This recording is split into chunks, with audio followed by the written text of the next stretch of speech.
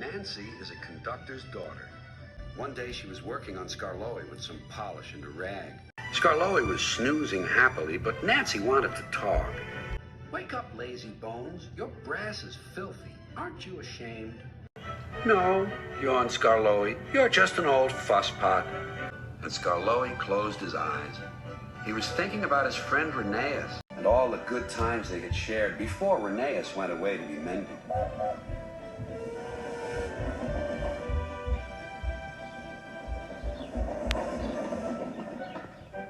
Nancy interrupted again.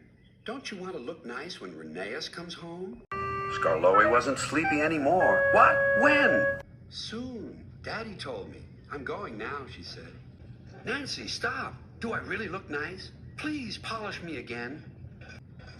"Now who's an old fusspot?" laughed Nancy and set to work once more. Duncan was jealous. "Aren't you going to polish me too?" "Sorry, not today. I'm going now. I'm helping the refreshment lady this afternoon. We must get the ice cream ready for the passengers." "Never mind, Duncan." But Duncan did mind. "It isn't fair," he complained. "Peter Sam gets a special funnel, Sir Handel gets special wheels, passengers get ice cream, but I'm not even polished." Of course, this wasn't true, but Duncan enjoyed complaining. He became sulkier still.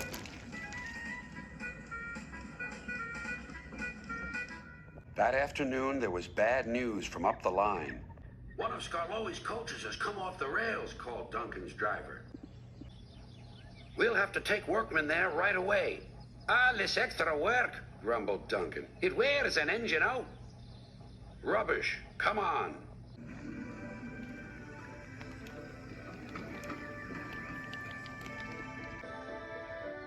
The derailed coach was in the middle of Skarloey's train, so he had gone on to the top station with his front coaches. Duncan shunted the works train into the sidings and left the workmen to sort out the mess. Then he brought the passengers in the rear coaches home. He sulked all the way. "I get no rest, I get no rest," he muttered. Duncan made the journey very difficult. He was short of steam, so his driver waited a while in the hope of raising more. But Duncan wouldn't try. "We'll keep our passengers waiting," said his driver. Duncan was cross. "You always think about the passengers and never about me."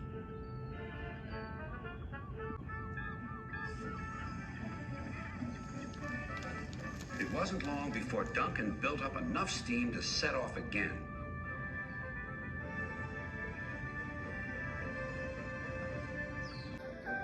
But he was still very grumpy and cross. "I'm overworked and I won't stand it." At last they reached the viaduct near the station. "Come on, Duncan," called his driver. "One more effort and you'll have a rest and a drink at the station." Then Duncan was very rude. "Keep your own station. I'm staying here." And he did, too.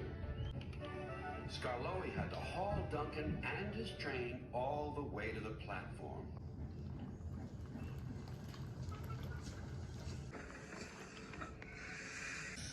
The passengers were furious. They told everyone what a bad railway it was.